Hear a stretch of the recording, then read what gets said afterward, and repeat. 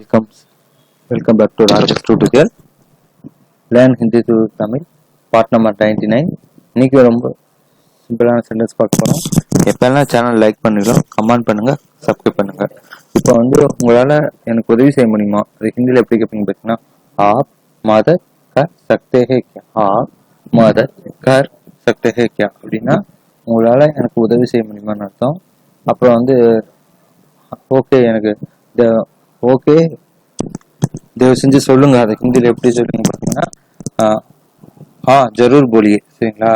கொஞ்சம் சீக்கிரமா சொல்லுங்க அப்படிங்கறது எப்படி சொல்லுங்க பார்த்தீங்கன்னா, ஜரூர் போலியே அப்படின்னு சொல்லலாம். அடுத்து பார்த்தீங்கன்னா, உங்களுக்கு ஹிந்தி பேச தெரியுமா?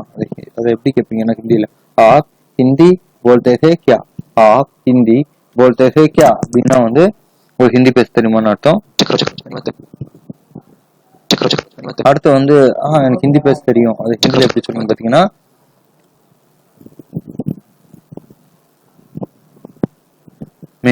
मैं हिंदी बोलता हूँ. मैं हिंदी बोलता हूँ அப்படின்னா நான் ஹிந்தி பேசுறேன்னு அர்த்தம்.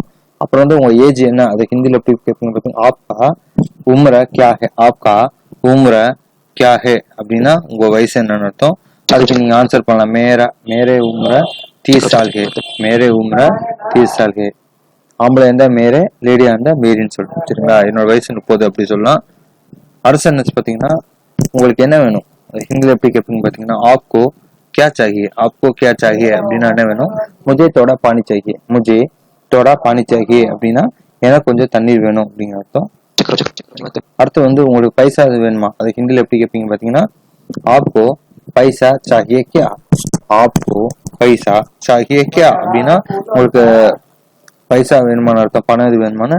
இல்ல என்கிட்ட இருக்கு, அது ஹிந்தியில எப்படி சொல்லுங்க பார்த்தீங்கன்னா, नहीं मेरे पास है. नहीं मेरे पास है அப்படின்னா இல்ல என்கிட்ட இருக்குன்னு அர்த்தம். இன்னைக்கு இந்த 10 சென்டென்ஸ் போதும். ரிமைனிங் அப்கமிங் செஷன்ல பார்க்கலாம். தன்யவாத்.